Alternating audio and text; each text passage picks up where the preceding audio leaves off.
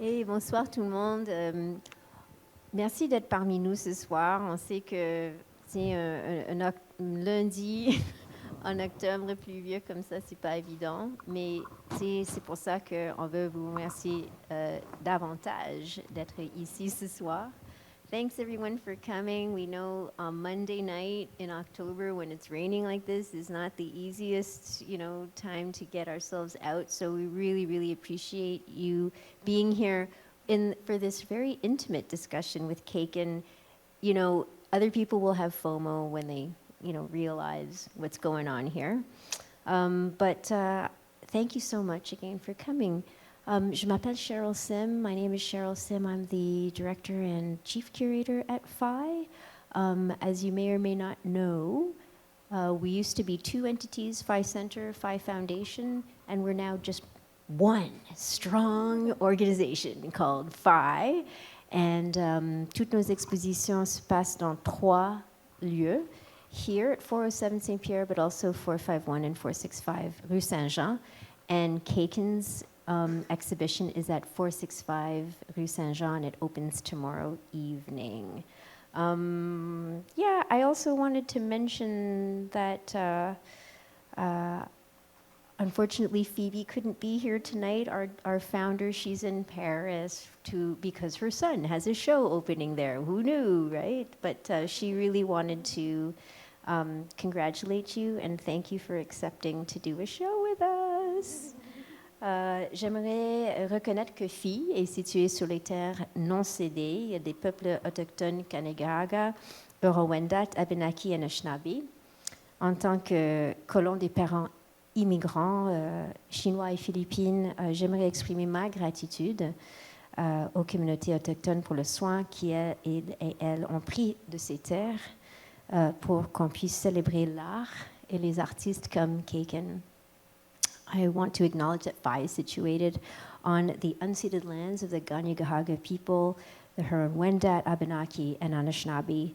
And as a settler born of Chinese and Filipino immigrant parents, I'd like to express my gratitude to the indigenous communities for caring for these lands so that we may be able to do what we do, which is to celebrate art and artists like Keiken.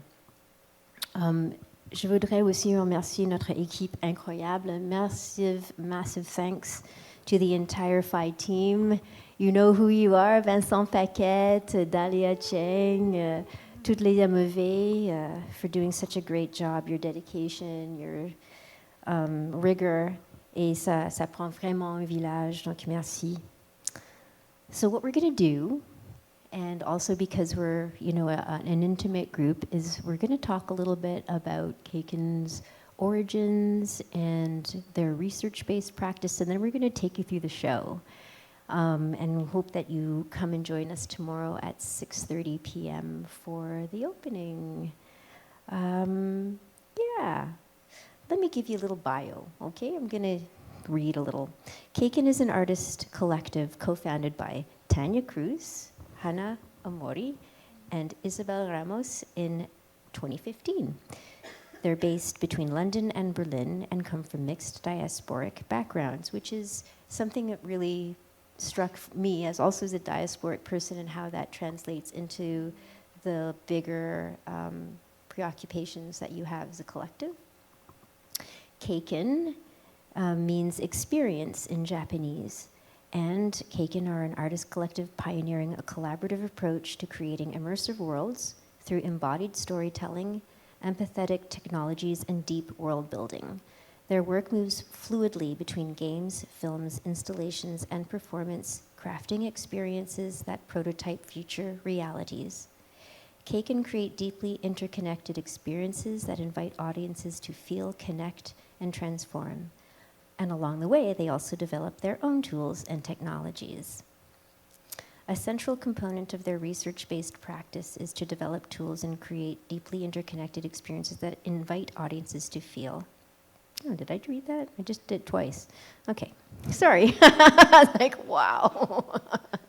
It's, we've had a lot of fun, but, there's, it's like a marathon. Surconscience sensorielle représente un début nord-américain pour Keiken.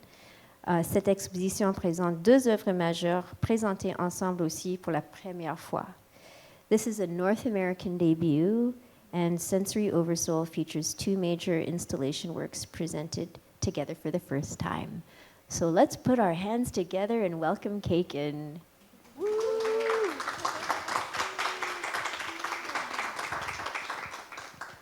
So how are you?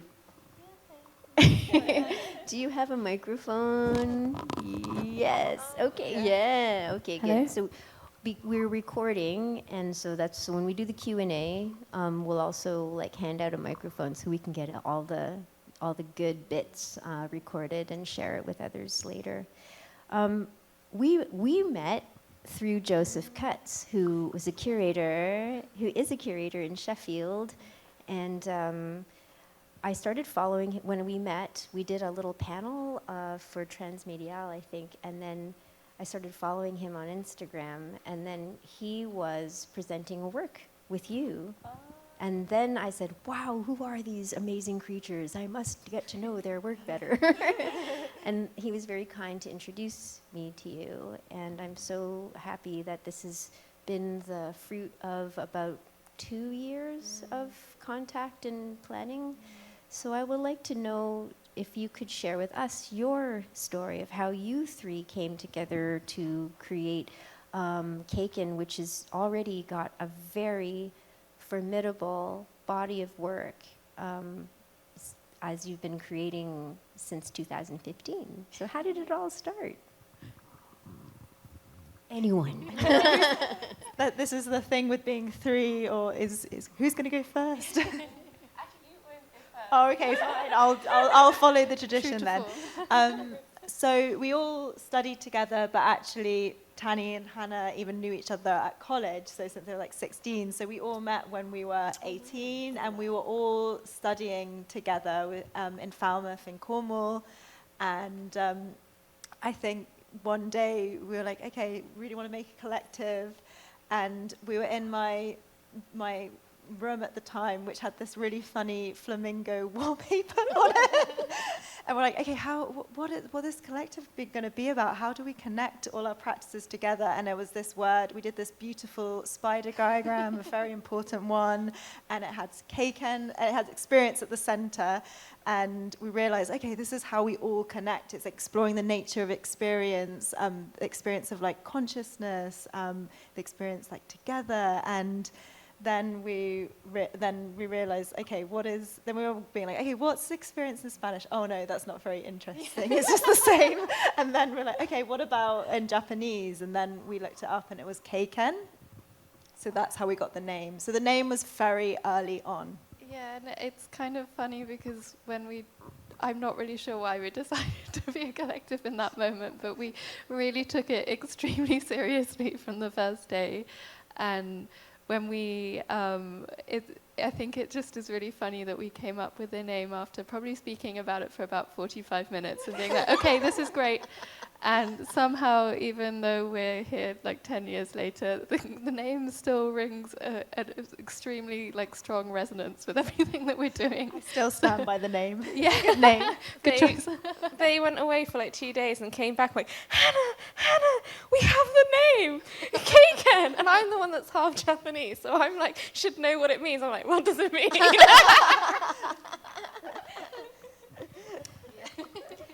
What's fascinating to me also is that at Falmouth you were studying painting and drawing, or am I wrong? It's fine art, so everyone was doing like...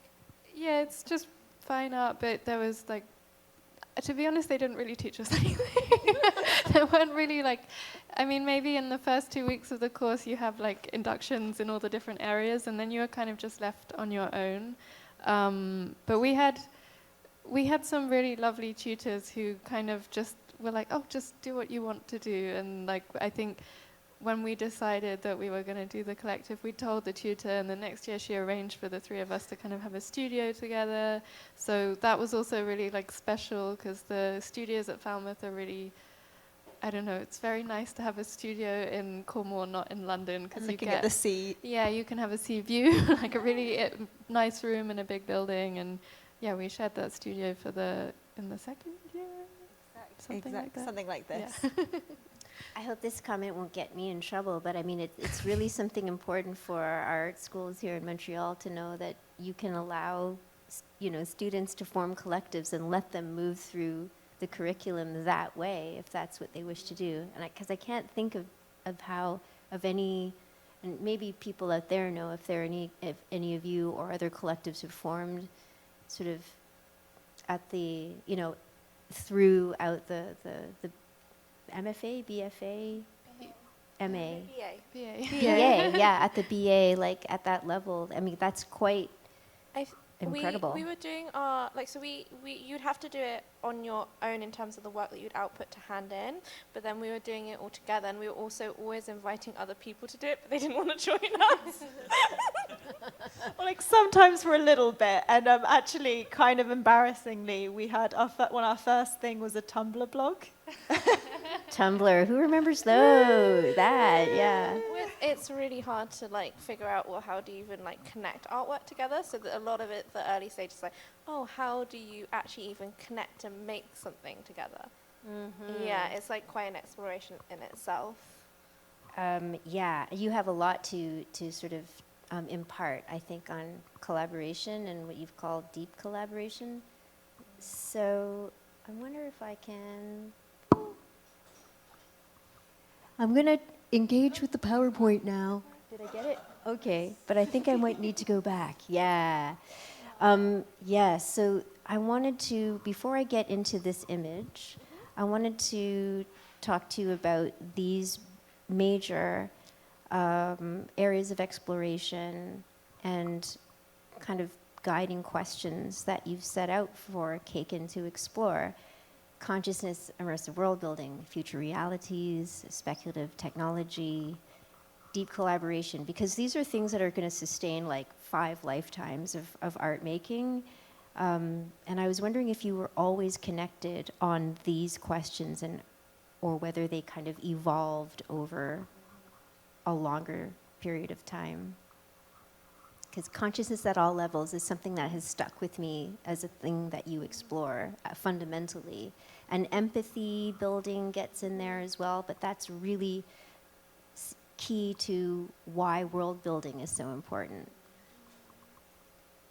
I think when you have multiple perspectives, there's just so many things that everyone has an idea, and I think also naturally you just have so much going on basically if there's lots of people, and that's why things are constantly evolving. There's so many areas, but also I think it's natural that you don't have many resources to start off with, so you don't know what to do. You're just doing stuff, trying to figure out what it is that you're doing in life. So also you're just kind of throwing things, and just fluidly kind of going that a bit to kind of figure out what's going on. So I think that's, and also Keiken's kind of birthed from friendship. It's not really this thing that was you're okay, I'm going to be an artist today, and then I want to go in this show, and da-da-da. It wasn't that wasn't the intention. The intention was I really want to make art. I like hanging out with you, and we laugh a lot together, and we like going out in nature, and then we like doing this, and da-da-da-da. So it's more comes from that vein, if that makes sense. Mm-hmm. Yeah, I was just going to say that I think that I definitely think some of those terms evolved into what we were doing, but I think that consciousness, the exploration of that was really at the very beginning, because I think going back to why we decided to call ourselves Keiken, I think at that time all the things that we were doing independently were probably on the surface very different, but when we kind of peeled back the layers, that was the thing that we felt like we were all kind of trying to peel back more onion layers of what consciousness is, or how people experience things, or how you can change, kind of create new experiences through different art environments or experiences. So I think that was really at the root, and then it kind of, I feel like it then became world building because we were working together, and you end up trying to piece together different ideas. And naturally with doing that, especially when you're making random works at the beginning, you just keep pulling ideas and threads from all of those things and weaving them together. And then before you know it, you've kind of built something kind of quite, it just seems to keep growing, I guess. It's also really fun to build out a world as well, and you can just go in so many different like areas. There's so much like freedom and like what you want to create, and I think we're just so interested in like creating these like deep immersive like experiences, and within the world when you can also explore like the nature of like consciousness and like create alternative realities. Definitely fairly early on, we were getting quite interested in like the future realities, because we had ''𝘚𝘦𝘯𝘴𝘰𝘳𝘺 in which even we were writing some of the script for that piece in 2018 or something like this. And even a bit before, we were starting to get interested about the future or what's going to happen with the accelerationism of all this technology, what's the kind of consequences, what's the possibilities of that. So ''𝘚𝘦𝘯𝘴𝘰𝘳𝘺 was quite a kind of important marker or work that we were really starting to explore. Okay, so we made this narrative of going, okay, what if suddenly everyone was living in the metaverse and they weren't attached to their bodies anymore, and what would that look like? And then it was just very funny because a few years later, then there was COVID. I thought it might be fun to just share a few images of older work. Oh, yeah. We just sort of made it as like a collage, okay? Because it reveals a lot about the aesthetic language that you've developed together, and also when you see how many people that you've involved in your works over time. And some of these date back to 2017. And even some of the people, like Haruka's being streamed from Japan there, but Haruka is in that, the front image that you were in before. Haruka's in that image too. So even like 10 years later, she's like coming back, if that makes sense. Which is, She's there, yeah. She's there somewhere. Oh, she's behind Hayato-san. So there's a deep continuity as well with the people that you collaborate with. Yeah, it depends on the person, but yeah. Sometimes you have a phase where you're really collaborating a lot with a person, and then you move on to another chapter. But then there's some people that kind of come back around, and it happens multiple times. So it's nice to have that. Yeah, Sophie as well through the years. Here's who did who if you played Morphogenic Angels, she's done all of the movements of the characters. And then Sophie was in that project at the top right as well. I mean, the thing about sort of a long-term collaboration, and something that we talk a lot about is what constitutes collaboration, because we have artists who sort of do socially engaged work, and so they bring other people in, they bring communities in, they retain sort of a kind of authorship, but you tend to share authorship in a way that's a little interesting. So we had an experience where Keiken had asked us to, one of the members of our team who does a lot of the graphic stuff, to sort of create a collaborative map of all the different people that they worked on for Morphogenic Angels. And he was mortified. He was like, but that's like asking me to make an artwork with them. And it's like, I think they really just want you to bring what you bring to the project. And it was exactly that. You were very supportive and it's like, just do like a sample of what you think you might do, given a few prompts that you gave him. And then when he bravely, because he was scared, presented them to you, you were super supportive. I'm like, yes, that looks great. This is exactly what we want. And then, so you allow that authorship to be shared in a certain way, rather than being extractive. I wonder if you could talk a little bit more about how you collaborate. I think also you have to think about, like, say like you're like really young, you want to collaborate. It's not like you like know you probably don't know who you are as an artist. Your practice is like your practice is like evolving into this thing. You don't know like life fully because you just like finished university. your collaboration is really good because it allows people to like basically have friendships and be able to have forms of exchange that is not like monetary when you can't afford that. Like that's on like a like so, but also it really works well with people who, like for example with us, we're not like very like competitive over each other. Like we're never like, oh, you are like it's actually probably more of a problem to be like not like we're too uncompetitive and too not good at like holding our like I did this. Like it's to the point that we're just like, oh yeah, you can have this, and like it's more super fluid. Whereas like, so I think like for example in the early stages, like how are we going to be able to do this like performance, like this performative lecture? It's like Anna brings in her outfits and her identity as part of it. Like Suze is really interesting because she was like one of the collaborators who we could really like evolve writing with, which wasn't very common to do. But then this piece was really interesting because everybody co-authored their own piece within it, and everybody styled themselves.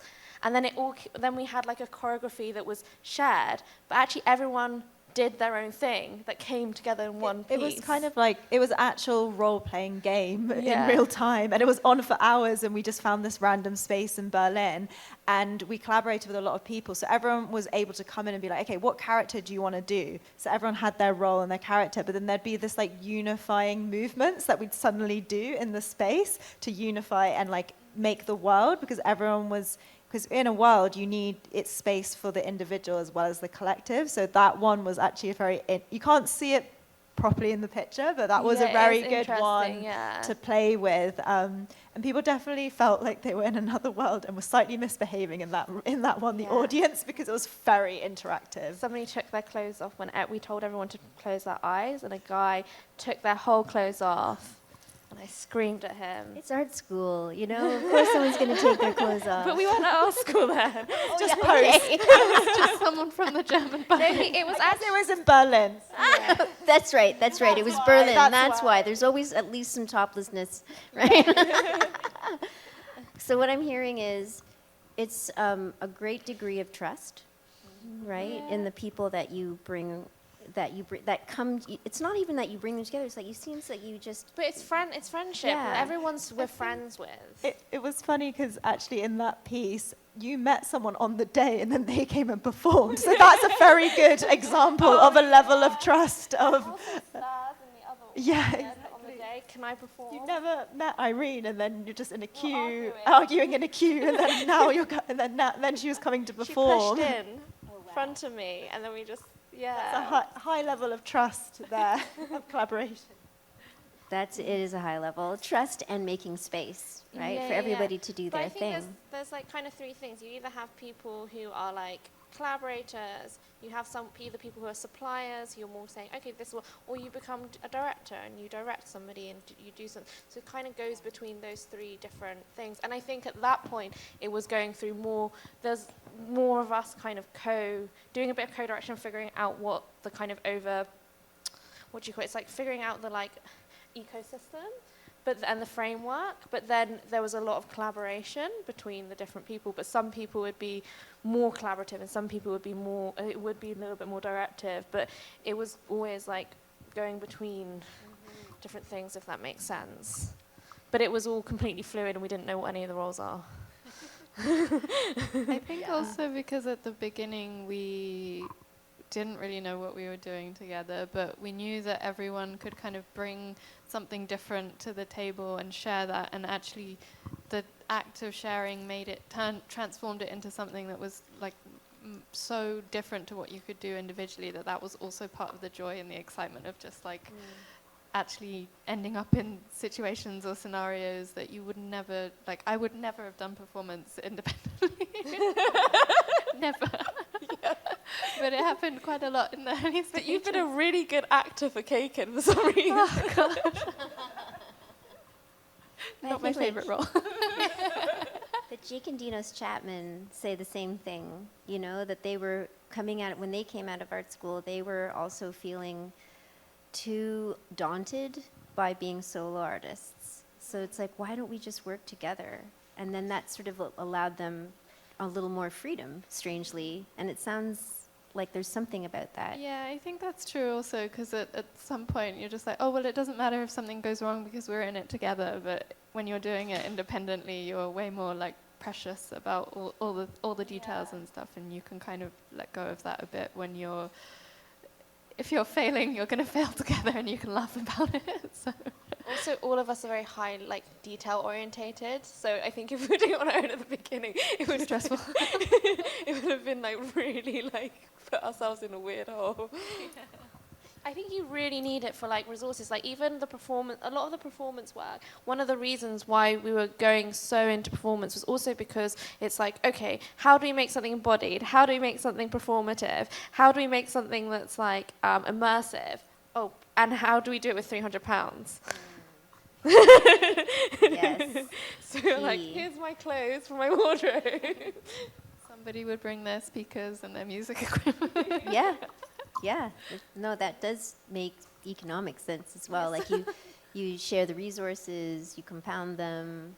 So there's some sustainability as well in and collaborating. You're also going, oh, that person's interested in that. Maybe we should try this. Or, oh, do you know what I mean? So, oh, we kind of like this thing. So you're trying to like always just be like, oh, what is that person interested in? Oh, maybe let's try that.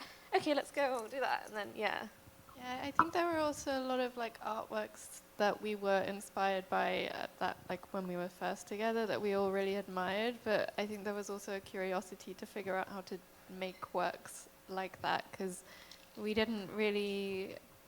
I mean, I think we did very well in our degrees, but I don't feel like we left being like, oh, I've got a skill, I know what I'm doing. And I think we had a curiosity to try, like. I think the first project that we did when we finished our degree was to try and make a VR when we had no idea how to do that. We'd just seen a VR piece in Berlin and we were like, it was so cool, let's try and figure out how to do that. And then it just kind of, we kept seeing new technologies and being like, oh, how do you do that? Let's just figure it out. And then I think that also led to like questioning some of the things that turned into the world building and just the questions that we were asking with the work. Well, having gotten to know your work, that makes a lot of sense. You know, it's very conceptual in the sense that we want to explore this. What's the best way to explore that? And consciousness is a real big one. That it's like, what's the best tool? What are the modes of address, right, that are going to help us explore questions of perception and empathy and connection and perception. So I think we'll get into the works now, but just before, I know I feel you have a very research-based practice. There's research based in the tools that you use, but there's also research in how you understand communication. And I'll just take us back to that image, and because this is an image from a research residency kind of that you did a year, like not last summer, but the summer before. And this sort of seems like an example of the ways that you really engage with deep research that's also lived experience for you and the people that you invite to help you do the research. So here, so basically, can you see Natsumi-san in this photo? She's actually behind Tani, so you can't really see it. But essentially, Natsumi-san, she saw morphogenic angels in Japan, and then she was like, oh my God, Yaksu, it's me. And so she brought her so she's a coder, so not a coder, she's like a child of deaf adults, and a researcher, and she works with like accessibility and technology and design. And so she contacted us, and then we did this kind of project with her, and then we did another, then she brought her whole community of people who are deaf and blind, other coders, to London. So it's kind of interesting. We did a whole week kind of sensory program. We're trying to find a way to explain morphogenic angels to them, but obviously they can't play a game basically. And it's very like crazy concepts. So we kind of did this very like, we were doing like lots of tactile embodied workshops, and we were doing a lot of like play, and we were going out into nature like here and going on adventures together, and that roots back to like everything we've done together in terms of like, it's call it like lived experience. It's just like you explore together. But it has been like such a crazy journey, because it's like, how do you like communicate to somebody who cannot see and cannot hear? And it's actually really easy. And also like how a lot of the people are Japanese and they can't speak English as well. So there's a lot of like communication differences. So you're just learning how to communicate through living life together, through energy, and through like sensory touch and play. And this project has like continued going on. So we've like, I went to the Netherlands, and then they went to like Monk with me and stuff like that. So it's like always, and we talk all together in like a chat. So yeah, it's like somehow just like it just becomes embedded, and everyone just like, yeah, like Natsumi comes to my mom's and stuff like that. So you just kind of become part of each other's lives. The personal and professional really overlap. Yeah, and you're doing research together. Like you'll sit down and like Natsumi's, she went to it's like the #1 Japanese school, really hard to get into. And she'll make diagrams about morphogenic angels and like figure out like new concepts and ideas, and like, yeah, it's so interesting.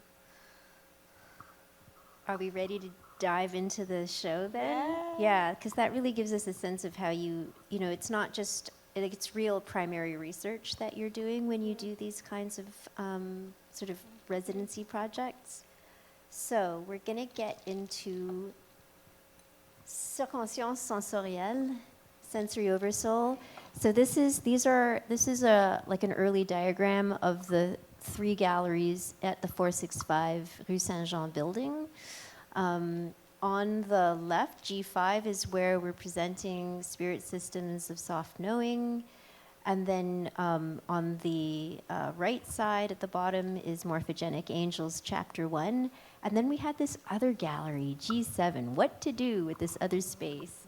And of course, they had a great idea, which was to create a world-building room that would unpack a little bit more the Morphogenic Angels project, the characters, the kind of engineering and game building, and we'll get into that as we go through each room. Spirit Systems of Soft Knowing was a work that had its kind of big debut at Amos Rex in Helsinki in 2024.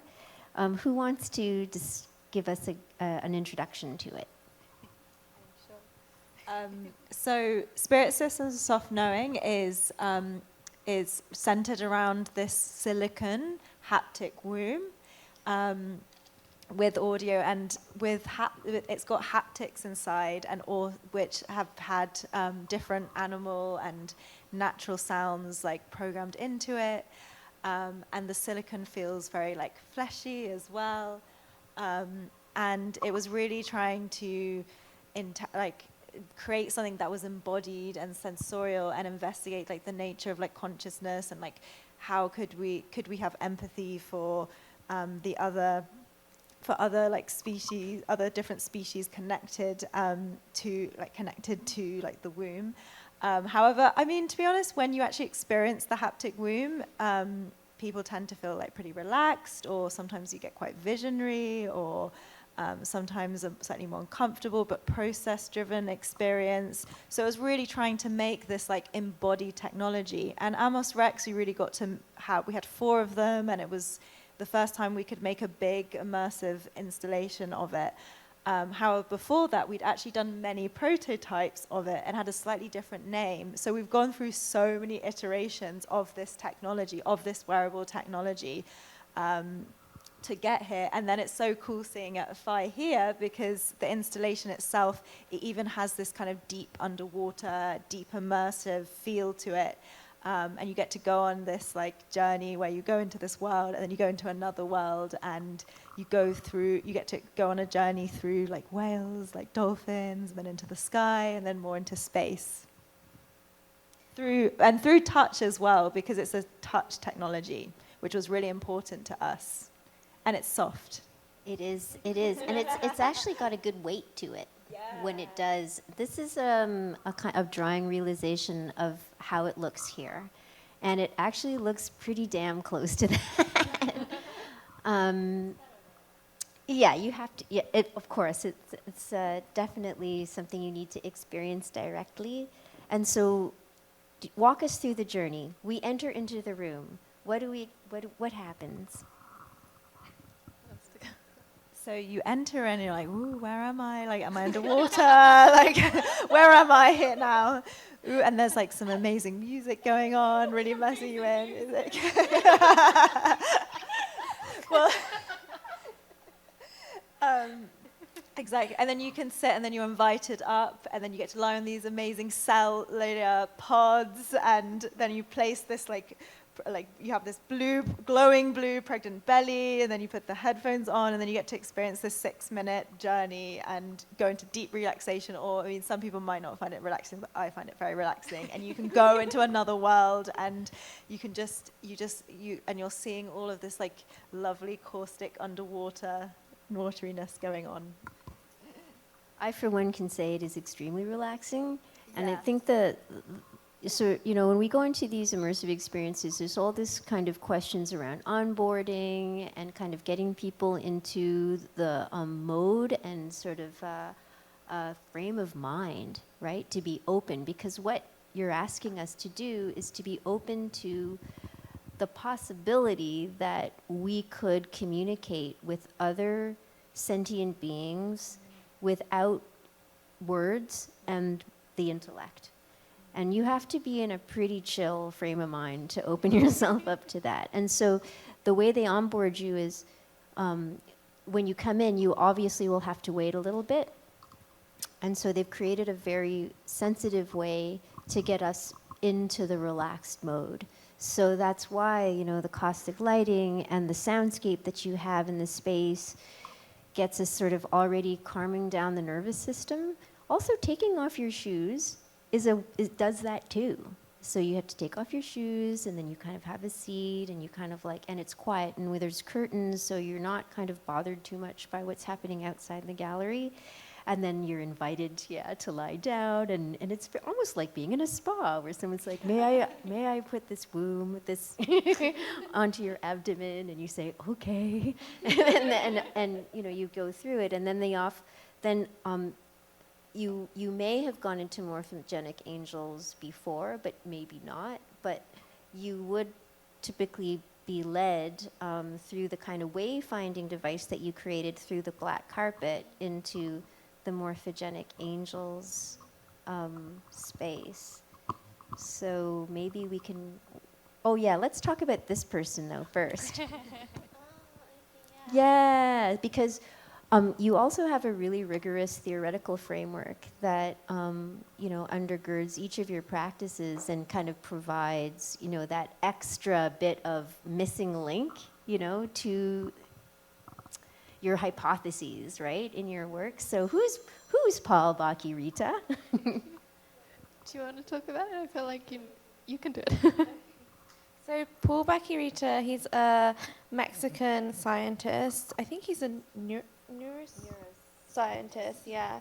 And he basically created this like plug and play device. Well, he actually created quite a lot of different technologies that were quite revolutionary. But essentially, you could put a sensor on the tongue with somebody who couldn't see, and you could connect it to a camera. And it's not that over time they would. So the little sensor thing, it's almost like it's got little prickles on it, and it like creates the shape that you can see through the camera. And it's not that over time they could just read the information through the pattern. It's like they could start to see. Yeah, and I think the idea was, and he had quite a few different experiments that had like kind of this similar thing where you could like essentially rewire the brain to just kind of it's almost like it's like a potato head, so it's like you put different eyes, you plug and play the different senses, and you could just reconnect it. That was his kind of hypotheses. But this was like so the reasons why we did the wombs was because we did a durational performance where we just used bought silicone wombs, because it's all about animism and trying to connect with like something that feels, basically something that's not human but is on you. And what we realized from that was that, oh, well, what happens? We want to care for the universe, and we want to care for all beings. What happens if you put like the consciousness of something else inside you in the first person perspective? Because humans like experience the world through their consciousness, through their first person perspective. So that was the initial hypothesis. I don't know if it's called a hypothesis. It was our idea, and like it was our logic of like, yeah, this is going to work. But obviously we're not like a neuroscientist that can make a plug and play device that actually, if you put the animal, but that was kind of our idea basically. Oh, what happens if you put animal or like other species consciousness into the first person perspective, and you use it using a sacred geometry like the womb, because the womb comes from, the womb it's not just a human thing, but it's also the birth of consciousness. And it has such a like visceral, like we have such a crazy reaction to wombs. Like when you put on the womb, I'm not sure if everyone will experience this, but you will realize, oh, it's a sacred geometry. It's like something that, like it's so deeply primal and innate. It's where you're from. Through centuries and throughout time, it's like very important.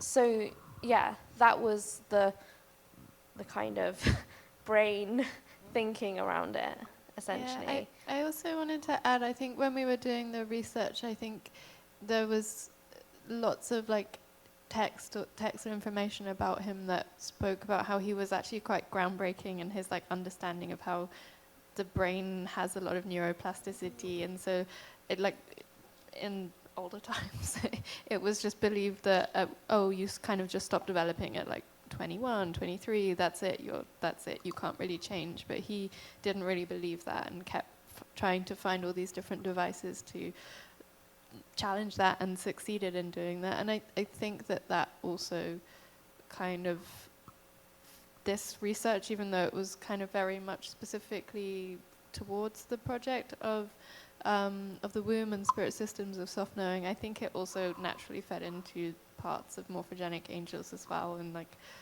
exploring different senses too. Yeah, the neuroplasticity thing I think is really major.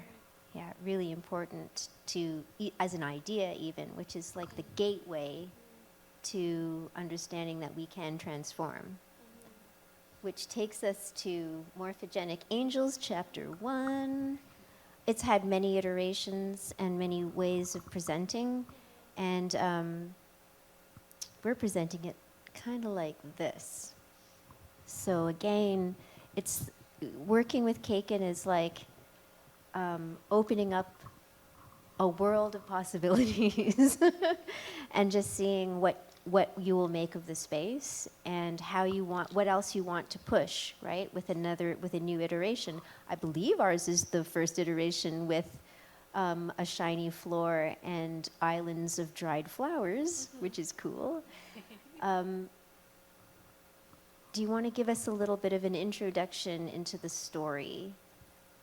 Sure. I guess with Morphogenic Angels, it kind of stemmed from, I guess we spent one summer doing just a lot of like writing stories and world building and trying to come up with a new project. We knew we wanted to work on a game, but we were figuring out what the narrative of that was. And a lot of our projects have been very much narrative-led anyway, but I think for this project we really started with the question of like, well, what is it going to be like to experience the world in like 1,000 years' time? And because I think we had previously spent a lot of our work kind of questioning what kind of current technologies are, how they're transforming our consciousness, and how we're, what are the implications of that, or like how is that impacting how we experience the world? And I think we kind of just wanted to start somewhere that we didn't know anything about. Like 1,000 years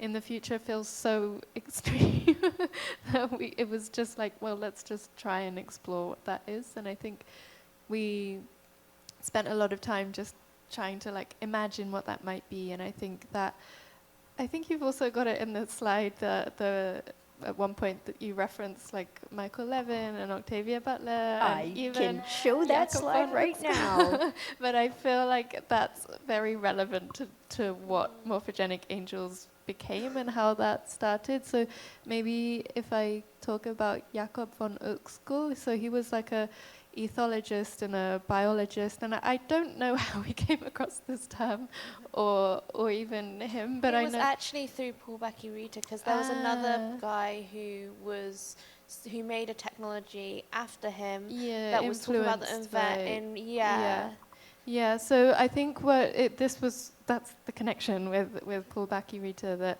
so Jacob von 𝘚𝘚𝘧𝘚 kind of he coined the term Umwelt. I mean, it is a German word that I think just means like environment, but in ethology or biology, it refers to like the tiny slice of reality that each different being or organism or animal, creature, human experiences. And it's this idea, I mean, there's this statistic that we often reference that it's just that humans only experience like 1/10 of a trillionth of reality, because we only have our 5 senses, and there are so many different, like many infinite different beings who have different sensory experiences.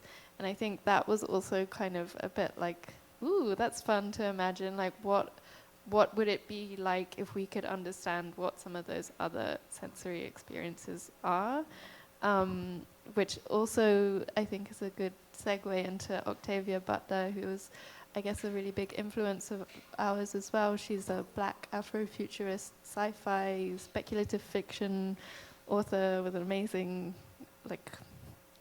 stories. But there were a couple of, there's probably 2 main books that were influential. Like one is a series called, can I remember the name? Lilith's Brood. It's actually there, I can read it, that was helpful. But it's kind of about imagining like post-human hybrid species, and she writes in this really beautiful way that was very like, I don't know, really interesting for us to read and like keep questioning what it means to for the like future of consciousness to have these different potential transformations happening. And then I don't know, maybe Hannah, you can talk more about Michael Levin, but there is also another thing about Octavia Butler from the other story, the parable of the sower. There's the quote, which I'm probably going to butcher because I'm really jet lagged, but it's about change. It's a really famous one. Yeah. All that you touch, you change. All that you change changes you. The only lasting truth is change, maybe something like that. But I think that also felt very resonant for most of the things that we were doing. But I think that also probably feeds into the story of morphogenic angels, or what it means to be a morphogenic angel. But maybe to understand what a morphogenic angel is, Hannah, you can explain Michael Levin. So, yay. Sorry to put you on No, the I spot. actually love Michael Levin so much, and I've actually read so much of his stuff. It's like, ugh. But basically, Michael Levin, he looks into, like, one of the things is morphogenesis, so morphogenic angels, morphogenesis. That's basically directly from Michael Levin. But he basically knows how to, like, it's kind of similar to what 𝘚𝘚𝘰𝘳𝘺𝘺. It's almost like an upgrade. And it's also, again, like, about consciousness, because he kind of basically realized that all, like, in each cell, cells can act on their own. So, like, for example, say if you take a cell out of a Petri dish, it will start to behave differently to how it does in your body. So then he realized, oh my God, it has like a mind of its own. So, like, you know, when somebody says, like, where's the soul? It's like, no, the soul is in every cell of your body. And obviously he probably doesn't talk about it like this because he's like a hardcore scientist, but that's how we, like, reimagined it essentially. And then I think he does believe, that is also what he believes, but it's not maybe the way he'll evoke it. But essentially, he started to do these tests where he would like cut these little worm things and then reprogram, like shepherd the cells to do something else, and then it would grow, rather than a tail, it would grow back a head, and then they'd have like a double-headed like creature. But morphogenesis is actually like like this re-engineering cells. It's like kind of this actually very crazy, like also gone into like the like it's like the multi-billion trillion business thing that's like the next thing, because like even think of stuff like Elon Musk's like Neuralink, like they're all kind of connected in the sense that like this idea that you can organically avatar, or you can like organically re-engineer things. And but that's kind of where, yeah, it kind of like allows us to look at this kind of like macro kind of way of understanding who you are as existence, but also this possibility that you can organically re-engineer things, which is kind of like the womb as well. And it's also this like going beyond human as well, like, oh, how can you, which is the same as the womb, it's like going beyond human, how can you like kind of re-engineer like into like the interspecies level to like expand your consciousness and expand beyond the human perspective to have more empathy. And then that's kind of the exact same thread in a weird way with morphogenic angels as well, that 𝘴𝘳𝘳 is this morphogenic angel that's just spawned into this world. They've just kind of rebirthed through morphogenesis. But then the thing with 𝘴𝘳𝘳 is something's kind of gone a bit wrong, where they've just forgotten who they are, whereas most morphogenic angels, they know that they're this like immaterial spirit that stretches through space and time. But 𝘴𝘳𝘳 can't remember this. So when you're playing the game, it's almost like you can't remember, you don't know anything, you're just in this like future. So you're kind of put in the first person perspective. What your experience is the same as 𝘴𝘳𝘳. But 𝘴𝘴𝘳 is like the side of a human existence where you are just like, life is really difficult and you're just fearful of the future, and you don't know what's ahead of the unknown. And they kind of really represent that side of just, yeah, like the lived experience of that's like universal within everyone. But it is, again, going into that interspecies, yeah. That's 𝘴𝘴𝘳 there. And the way we've done it, well, the way you designed the project is that you can play the game. It's a single player, one controller, but others get very much absorbed in the rollout. It's very cinematic, and because the camera moves, it's got a custom built kind of dynamic camera, so it moves with you. So it means that you can act, and it's got a lot of like filmic scenes, so it means that even if you're not playing, although it's definitely fun to play, so I would definitely advise that, you can also watch and enjoy the experience. It's also quite long. I mean, on average, probably people max take 70 minutes, but I mean, we can do it much quicker because you know all the routes. I can't. I you think can't. I definitely was a 70-minuter. So yeah, that's a nice thing, is that it does play out as a film, but you can play it and you can watch other people play it. So it's got all kinds of sort of activations and ways to engage with it. And you can also swap in and out as well, although it's great to play from start to finish too. Yes, to get through all of those environments that you've created. And then for the world building room, which was our... Oh, there they are. That's 𝘴𝘴𝘳𝘳. So we play 𝘴𝘴𝘳𝘳. Yeah, we play 𝘴𝘴𝘳𝘳, exactly. And then 𝘚𝘚𝑚𝑎𝑛𝑡𝑢𝑙 is sort of an enigmatic spiritual companion that we meet at sort of on our journey. Yeah. And I love that they seem to smell safe. Yeah, exactly. Because they're morphogenic angels, so they don't just have the normal senses we have, or they have a mixture. So and because they're mixed with different like animal consciousness, so when they greet each other, like they sniff each other. Mm-hmm. Mm-hmm.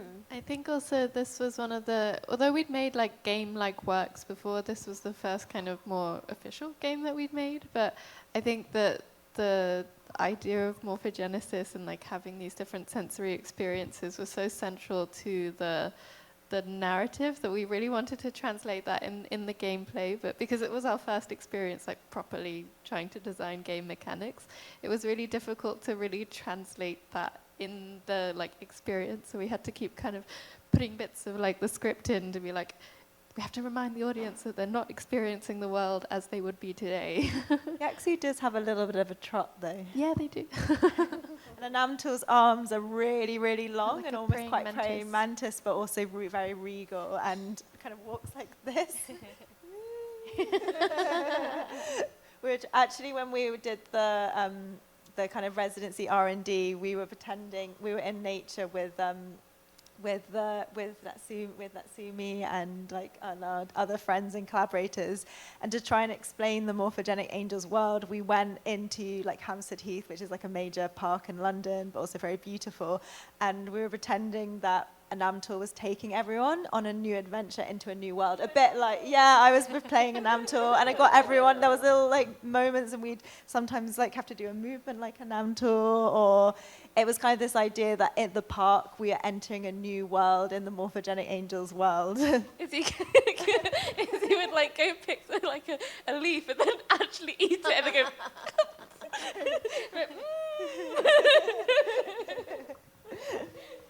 But it really works because if you don't play a lot of games and you do sort of identify with the anxiety of being kind of like, I've been in this body before, but I don't fully remember. And I do know that I had another existence, but it's all sort of I'm going to discover it, and it's part of who I am now. I think that's a very real kind of experience. Yeah? Yeah, it's supposed to be like that. It's the idea is that actually, like, I guess it is like the idea of rebirth, that we have so many ancestral, like lived experiences, or as you also like to talk about, well, we have multiple timelines and there's multiple of us happening all at the same time.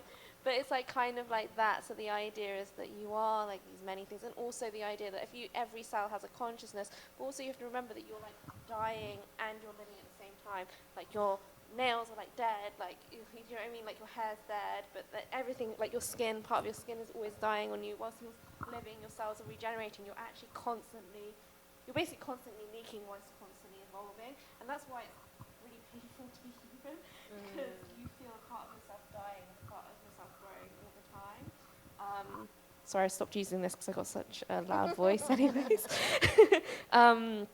But it's really trying to go to that like existential, like transformative moment of like, what does it actually mean to be human? And 𝘚𝑚𝘯𝘯 and 𝘴𝑦𝑎𝑘 are supposed to be the archetypes of this. Is 𝘚𝑚𝘯𝑯 is the serendipitous side. It's the kind of when you just live in the moment, you kind of see things from bird's eye and nothing's really bothering you in the moment. And then 𝘴𝑘 is like when you feel like deep anxiety, you're fearful of what's going to happen next, you feel stiff, you feel tight, you feel lonely, and you just want to belong. And it's really trying to pull on those like quite deep seated feelings.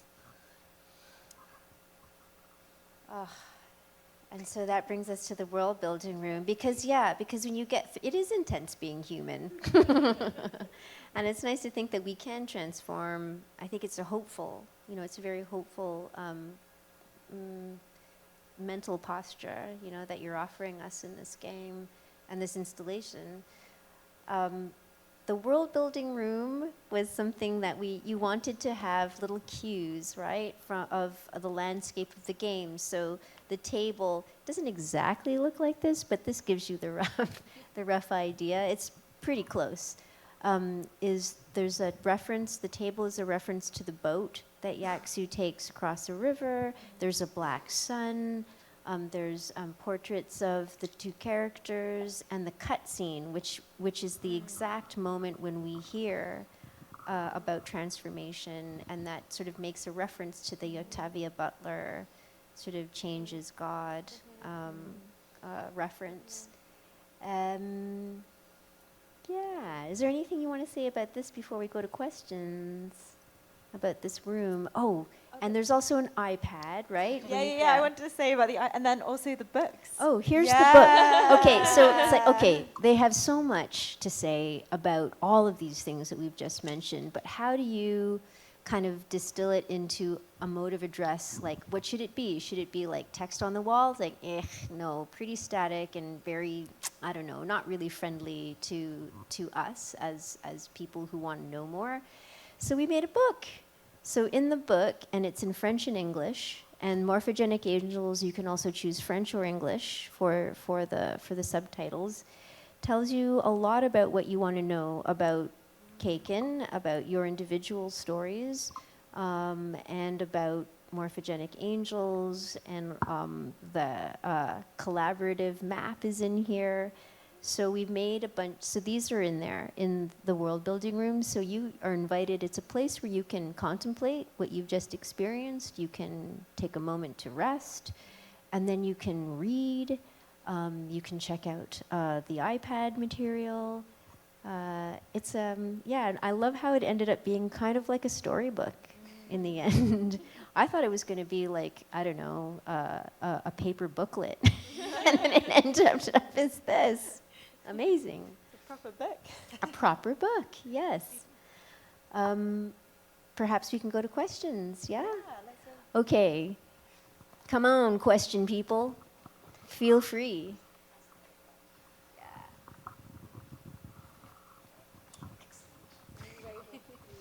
Hi guys, thanks so much for that discussion.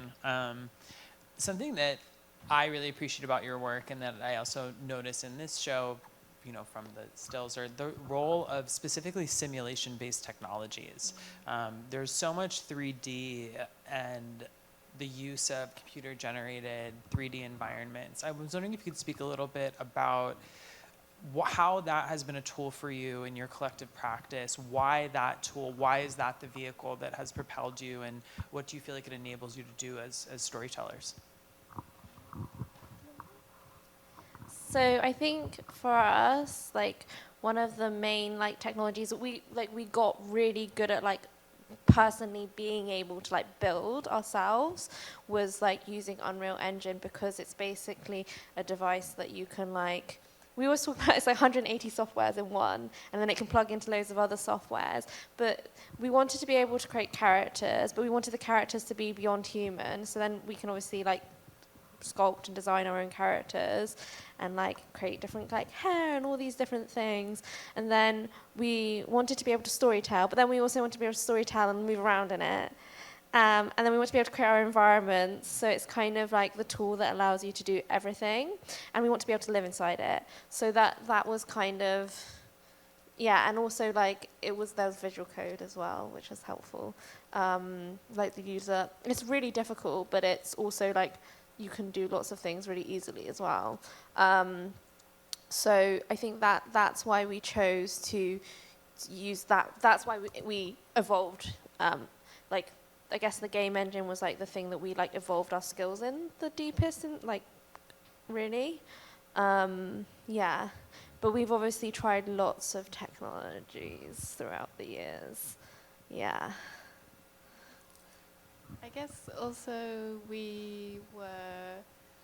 when we were writing our first narratives and things, we were doing them for the different, we started off doing them within the performances, and that was really, I think that was a really like interesting start for us, and it was very like evocative, and it also allowed us to explore a lot of ideas in this intangible way and connecting with an audience at the same time. But I think at one point we also became like slightly exhausted from doing that. It's not the performance itself was exhausting. I think we just felt like we wanted to like be a bit more internal for a little while, and I think we had been wanting to explore some of those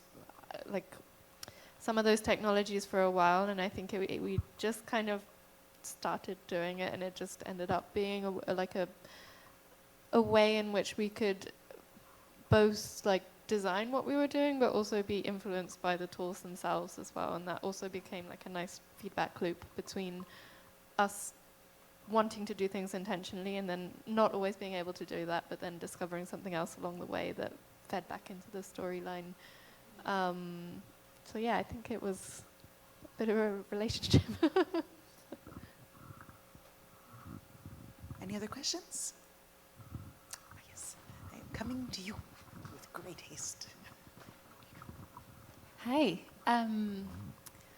This is so inspiring and amazing to see all of the huge breadth of types of work that you've done over the years. I guess I'm curious, because you've worked in so many different technologies, as you mentioned, and you're also working with physical spaces, and there's like so many different layers of kind of like making skills involved. I'm kind of curious to hear, obviously you're 3 people, I'm sure you also have different levels of technical ability with these different skill sets, like how you kind of divide that work, and then when you also maybe call in other people to support the realizations of these ideas, because I'm sure there's also limits to your expertise in these different kind of emerging technologies and things, so yeah. Throughout the years, it really depends on which project. So, for example, like with the wombs, we really didn't know how to use any of the technology. So actually, people like Studio Above and Below actually figured out the foundations of how to make that. And even so, with the wombs, we really needed to like get other people to help us to make it, because we didn't know how to basically work with it, with that technology. And also because we had been building with lots of other technologies, I think we just couldn't like spread ourselves around lots of other technologies in that sense. Then like say with the game engine stuff, originally we were first asking like certain people that we knew, and then we were like, oh, like for example, we loved like Clifford Sage. We were like, Clifford, how do you work in a game engine? And then we'd like learn something from one person, and then suddenly someone would get really good at things. Or like, for example, Tanny's really technically good at stuff, so she's really good at like picking up technologies. So it would be like, Tanny, this is a really good technology. So then she'd be like, okay, let me have a go. So, or like sometimes we would like figure out certain pipelines, and sometimes the pipelines are between 2 of us, or like, do you know what I mean? So it would like, it would change. It's like, it is interchangeable, and definitely the thing is like technology actually requires a certain type of brain to like pick up that thing. So you really do need to work with a technical person if you're not somebody who's technical to be able to figure out the technology. You've got to kind of, but also a lot of it is like our ideas were like bigger than our resources. And so everyone's kind of trying to learn things to help each other. And a lot of the time, some people are enjoying that technology, another person isn't enjoying that technology. Like that happens all the time. It's really inevitable because 1, it's super experimental. 2, we don't even know what the technology is. We don't even know if we like it. Like there's been a lot of technologies also that we don't enjoy. Like the VR stuff is like, everyone's like, I don't actually like it. Now it's like, oh, the idea is really good, but oh no, I don't like it. So sometimes like all of us don't like it. Sometimes one person really likes it. Sometimes 2 people really like it. And some people are like much more better at it, and some people aren't as good at it. Like that, it's just normal for that to happen. Definitely, Tanny's the technical one out of the 3 of us. Yeah.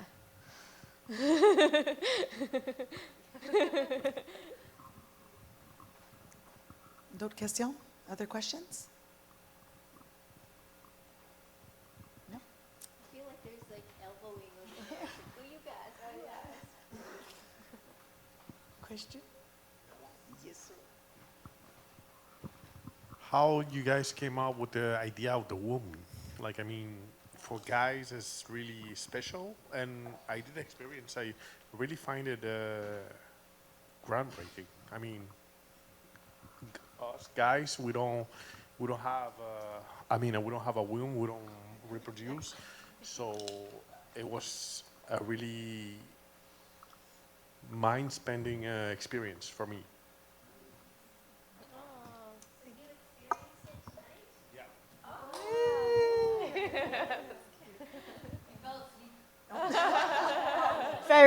Very relaxing.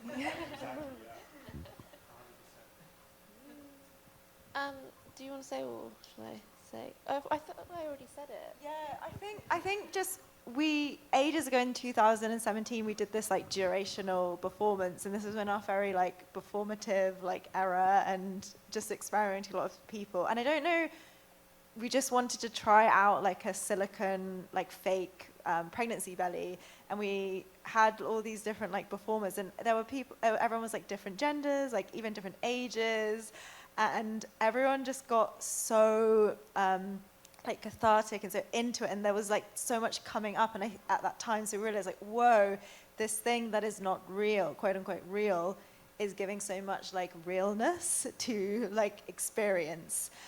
So that was kind of the thing that really set off in that direction. And then, I don't know, maybe was it you who you were like, oh, I really like the idea of haptics, like let's put haptics in it. But at that point, I mean, haptics is quite broad. It's just like touch, something that's like vibrating basically. So then Studio Above and Below came up with the transducers, and then we were testing different sounds in them, and then being like, where do we place them? And you know, so but it evolved initially from just doing a performance. You know, it wasn't really with a quote unquote like technical technology, but in some ways it was with a technology, because you're using this like silicone pregnancy belly, and everyone's having a really like having a big reactions from like so much experience and reactions from it. So that was what got really interesting.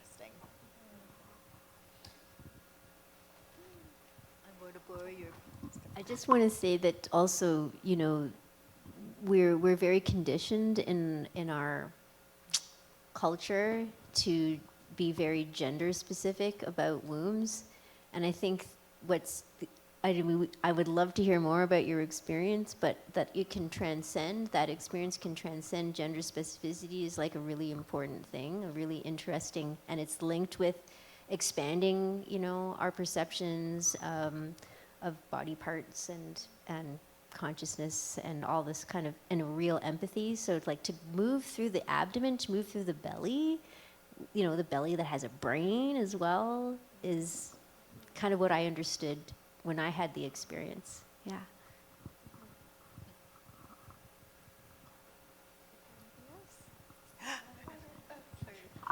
Just more to that, I was so curious when you first introduced the womb, kind of what was just asked, kind of what that experience was like for people who maybe don't have a womb of their own per se. Also, I was just curious about your background research and the linking with like other living organisms and other animals when considering the womb. Kind of how the other, I know you mentioned there's some like different animal aspects. Could you speak a bit more to that? Yeah, so there's transducers, which are the haptics inside, which are essentially just like bass shakers. So like you put the sound in, and at the beginning we were like testing out. I remember we just had. Was it on Touch? I think it was on Touch Designer. Yeah, see so many different programs. I'm not a massive fan of Touch Designer, to be honest. But I remember we had like dolphins, like whales, like just different found sound, and just like seeing what field. Also animals there was bats that and communicate through ultrasound. Oh, that was it. So yes. it was also trying to experience types of sound that we can't hear. Well, we can hear them only through them being translated for us. So it was like this experimentation of like, okay, and you put the transducers on your belly with a thing, and like, well, how does this feel? What does this feel like? So there's a lot of like feeling, and sensing, and sometimes it doesn't feel quite good. I mean, definitely deep sounds feel really good, and at the beginning it was definitely more pure in a sense of, okay, it's just different. We made like a track of like different animals that you take through. Whereas I think for the Amos Rex version, we added in more haptics, and there was also, so it was more like a 5-channel experience because you also have the headphones.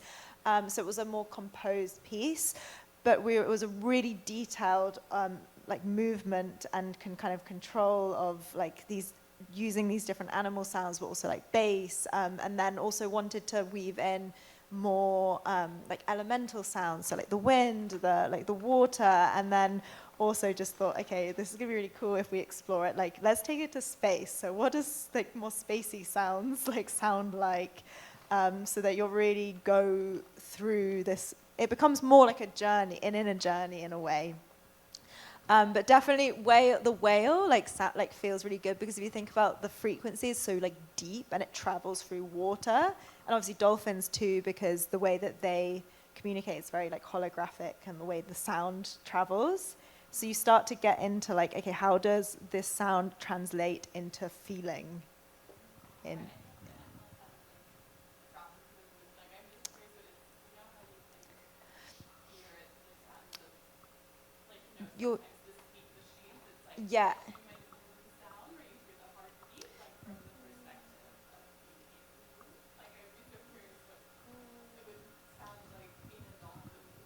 Yeah. Yeah. It doesn't, heartbeat doesn't feel so good on that area, because you want it to be there. You want it kind of more too rhythmic, exactly. It needs to be like more like kind of like raw and more elemental or organic. Because we also at one point tried talking or singing, or like even like more like programmed electronic sounds, and none of that felt very nice. It was always the things that were just very raw. Also, if you think about the stomach, it's like it doesn't. You're not gonna have any speaking going on there. It's just gonna be like making grrr sounds. What's interesting about the womb is basically it's a bit, the way that it works in terms of programming is like the opposite of any kind of new technology. So like basically, say if you were to try to do something that was melodic, say something that has like something that's rhythmic, all these things don't work. Something that sounds like beautiful, it just doesn't, the technology doesn't work. Whereas as soon as it goes primal, it sounds like very animalistic, and it's kind of like using the reptilian. It feels like the reptilian brain. You can only program the reptilian brain into the womb, and then if you do anything that's like logical, it's like, I'm not going to work for you. That's not happening. And so it's kind of interesting that was the result, that we were like, oh, we made this technology. It was very primitive and can only access like your body, and using those parts of yourself going in your body, or kind of activating something that feels like your reptilian part of your brain. That reptilian part is shared with other animals too, which is, it's kind of interesting in that sense. We have one more question over here. Hi, thanks for the presentation. I'm excited to see or experience the work in person. I was wondering if you see, because I see like a sort of heritage of other experiential work that comes from the UK, and like sort of like Superflux Studio, this sort of experimental future stuff. And I wonder if you see a specific like UK heritage to this type of work as you're touring it around? Like if we are connected to any of those people? Or if that's sort of like do you want to finish, or should I? Or if you see like connection to that type of work, and if you see it more of a concentration in the UK versus when you tour the work around to other places. In terms of collaborators, we work with Sebastian Kite, who is really like the kind of like UVA scene and stuff like that. I think I don't know specifically who he was connected to, but he is like kind of connected to that kind of light art scene. And I worked with him for 1.5 years as like a creative producer with him for like an immersive studio.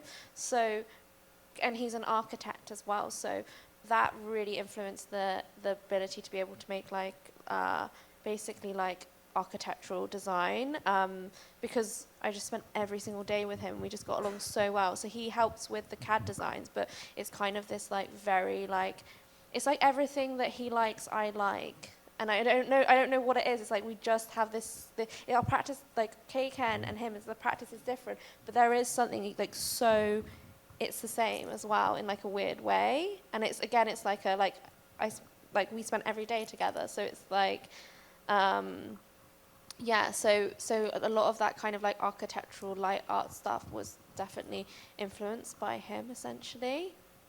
Yeah. But I don't know in terms of like, I don't know if you're asking also another question within that. No, just wondering, just your relation to that.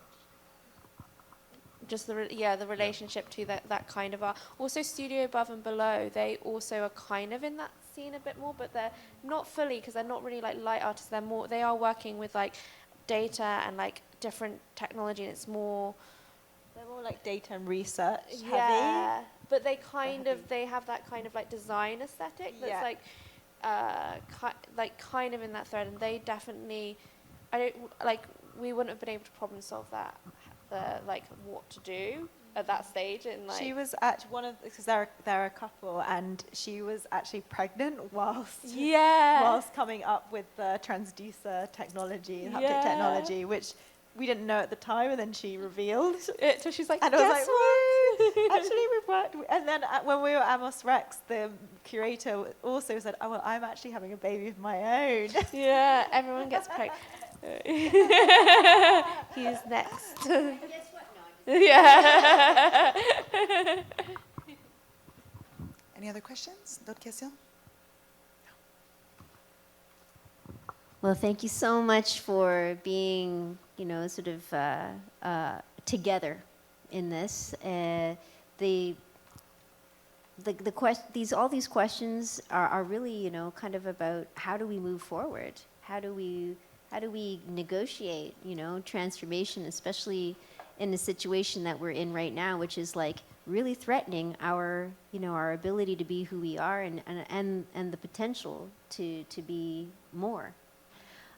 So the exhibition opens to the public at 6:30 p.m. tomorrow, but don't, it could be a little crazy to get in the wombs, but we have a really lovely reception, and we just want you to commune with us and be with the artists. So I would definitely recommend coming out for that. And otherwise, you can come and see the show up until March 8th, 2026. So plenty of time to see it. Thank you so much. Merci beaucoup. Merci à Keiken. Merci à vous. Bonsoir.